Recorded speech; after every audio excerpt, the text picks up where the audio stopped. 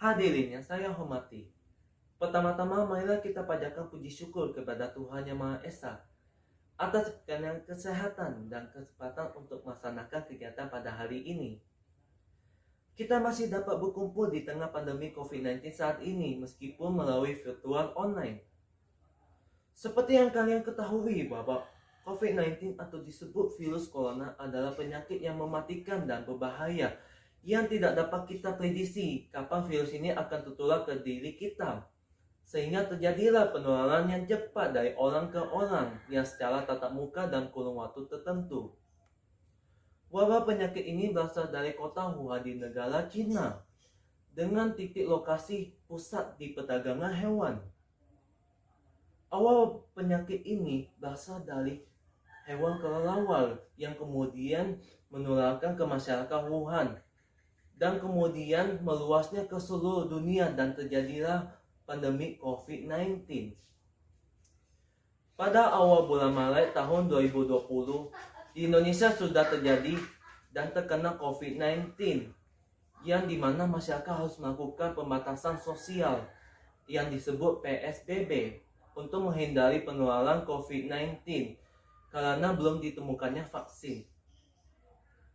Dalam beberapa bulan, terjadilah turun perekonomian yang berujung krisis, sehingga pemerintah melakukan suatu kebijakan yang baru yang dengan menerapkan protokol kesehatan atau disebut new normal.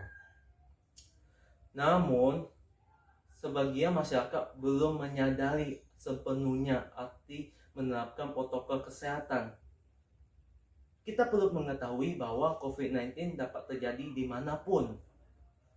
Lalu, apa saja yang harus kita lakukan untuk menghadapi situasi saat ini supaya kita tetap dapat bertahan hidup? Sama belum adanya vaksin, kita perlu memahami yang pertama, yaitu kesehatan merupakan bagian terpenting dari segala kehidupan kita. Kita harus selalu menjaga kesehatan terutama diri kita dan juga keluarga kita. Dengan berhubungan kesehatan yaitu dengan rajin berolahraga, kemudian menjaga pola hidup dan makan yang sehat. Jika Anda keluar rumah, Anda harus menerapkan protokol kesehatan dengan 3M.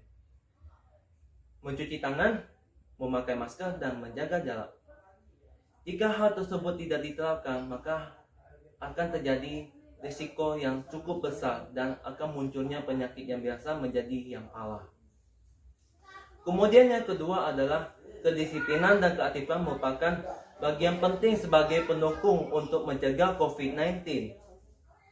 Kita perlu untuk menjalankan suatu pekerjaan, misalnya membersihkan rumah, membantu orang tua, berjemur pakaian, dan masih banyak lagi. Jika hal tersebut tidak diterapkan, maka akan berdampak pada kesehatan diri kita, juga imun akan berkurang. Kemudian yang ketiga adalah tujuan hidup adalah dengan tekun, semangat, percaya diri, dan sabar.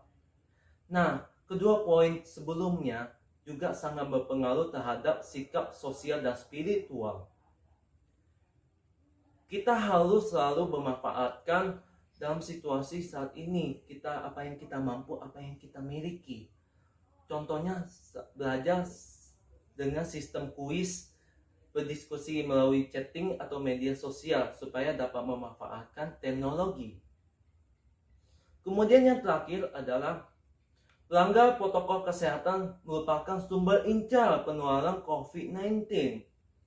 Nah, jika kita melihat bahwa ada yang tidak menerapkan dengan 3M, maka akan disebut dengan pelanggar protokol kesehatan. Nah, dalam pandemi COVID-19, kita harus memanfaatkan dalam waktu yang suatu berkreativitas yang ada di rumah, yang menjadikan sumber daya manusia yang sangat tinggi, supaya kita menjaga kedisiplinan dan keaktifan yang ada di rumah untuk melawan COVID-19 dengan damai. Indonesia bermasker.